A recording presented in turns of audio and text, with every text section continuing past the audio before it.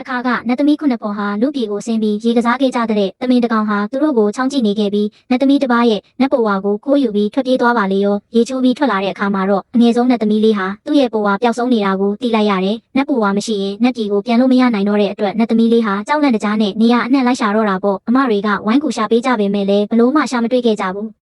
ရုတ်တရက်ကောင်းကင်ယံမှာလှပတဲ့တက်တန့်ကြီးတစ်ခုပေါ်လာခဲ့တယ်။အဲ့ဒါဟာနတ်ပြည်ကိုပြန်ရမယ့်လမ်းကြောင်းပဲပေါ်တာပဲမဲ့နတ်ပူဝါမရှိတဲ့အငယ်ဆုံးနတ်သမီးလေးဟာကြံရစ်ခဲ့ရပြီးတခြားနတ်သမီးတွေကတော့ကောင်းကင်ယံထဲကိုပျောက်ကွယ်သွားကြတော့တယ်။နတ်သမီးလေးကတော့တယောက်တည်းငိုကြွေးရင်းကြံရစ်ခဲ့ရရှာတယ်။ပူဝါကိုခိုးသွားတဲ့တမင်ဟာသူ့သခင်စီကိုရောက်သွားပြီးသူ့နောက်လိုက်ခဲ့ဖို့အမူအရာနဲ့အချက်ပြခဲ့တယ်။တမင်နောက်ကိုလိုက်သွားကြည့်တဲ့အခါမြေကမ်းဘေးမှာငိုနေတဲ့လှပလွန်းတဲ့မိန်းကလေးတစ်ယောက်ကိုတွေ့လိုက်ရတယ်။လူငယ်လေးဟာသူမအနားကိုဖြည်းဖြည်းချင်းတိုးသွားတဲ့အခါနတ်သမီးလေးဟာကြောက်လန့်တကြားနောက်ဆုတ်သွားခဲ့တယ်။လူငယ်လေးကမကြောက်ပါနဲ့ကျွန်တော်ကလူဆိုးမဟုတ်ပါဘူး။ကူညီချင်လို့ပါလို့ချုံမော့ပြောဆိုခဲ့ရတယ်။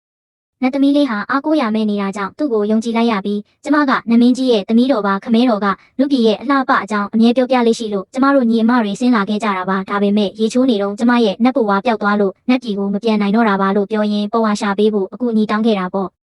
မိုးချုပ်စပြုနေပြီဖြစ်လို့လူငယ်လေးကနတ်သမီးလေးကိုသူ့အိမ်ကိုခေါ်သွားခဲ့တယ်အိမ်ရောက်တော့လူငယ်လေးရဲ့အမေကငါချွေးမလေးဖြစ်မှာပဲလို့ထင်ခဲ့မိတယ်လူငယ်လေးကအမေကိုအကြောင်းစုံရှင်းပြခဲ့ပေမဲ့နတ်သမီးလေးရဲ့လှပလွန်းတဲ့အစင်းကြောင့်အမေဖြစ်သူကတော့သူမကိုချွေးမအဖြစ်ပဲလက်ခံလိုက်တော့တယ်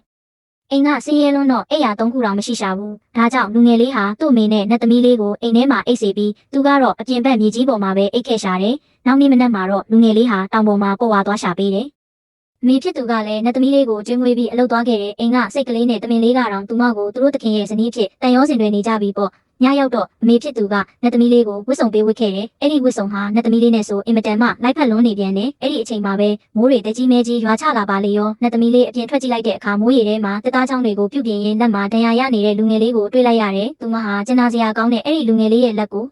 ဂယုတစိုက်နဲ့ပတိစီပေးခဲ့တယ်။